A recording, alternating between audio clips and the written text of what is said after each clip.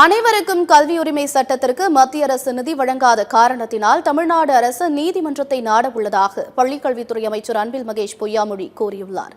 சென்னை தியாகராய நகரில் புற்றுநோய் பாதித்து கல்வியில் சிறப்பாக செயல்பட்ட மாணவ மாணவிகளை கௌரவிக்கும் நிகழ்ச்சி தனியார் தொண்டு நிறுவனம் சார்பில் நடைபெற்றது.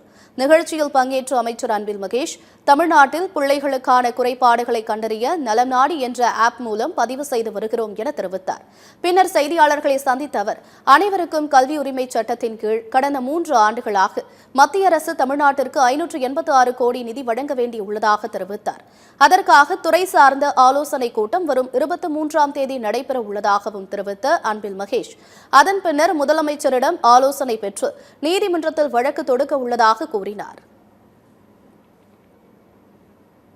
தமிழ்நாட்டை பொறுத்தவரைக்கும் எந்த அளவுக்கு நம்ம முன்னேறி இருக்கோம். ஏன் நான் சமகர சிக்ஷா சார்ந்தே சொல்றேன், நான் அடிக்கடி சொல்றதான், அவங்க சொன்ன 20 அப்ஜெக்டிவ்ஸ்ல அவங்களே கொடுத்த தகவலின்படி 19 நம்ம டாப்ல இருக்கணும். அப்படி இருக்கும்போது அவங்க நமக்கு இன்னும் நம்ம கேட்காமலே நமக்கு அந்த பணத்தை அவங்க ரிலீஸ் பண்ணியிருக்கணும் அப்படிங்கிறத. ஆர்டிஏ இப்போ இவ்வளோ பேர் சொல்றேன், எவ்வளோ கஷ்டமா இருக்கு.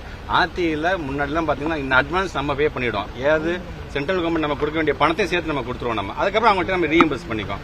ஆனால் கடந்த ஒரு 3-4 ஆண்டுகளாக கிட்டத்தட்ட பார்த்தீங்கன்னா 589 கோடி இன்னும் நமக்கு தர வேண்டிய பணம் இன்னும் தராமல் இருக்காங்க. இது இல்லாமல் இந்த கல்வி ஆண்டுக்கு தனியாக ஒதுக்க வேண்டிய அந்த கிட்டத்தட்ட ஒரு 200 கோடிக்கு மேலே போகும். அது அதனால தான் ஆர்டிஏ அப்படிங்கிறத இது ஒரு பேசிக் பிள்ளைங்களோட அதை தயவுசெய்து அதில் நீங்கள் உங்களோட சொல்லக்கூடிய அந்த என்ன கண்டிஷன்ஸும் அதில் அதை ஒதுக்கி வச்சுட்டு அந்த பணத்தை நீங்கள் உடனே ரிலீஸ் பண்ணணும்னு நாங்கள் சொல்கிறோம்.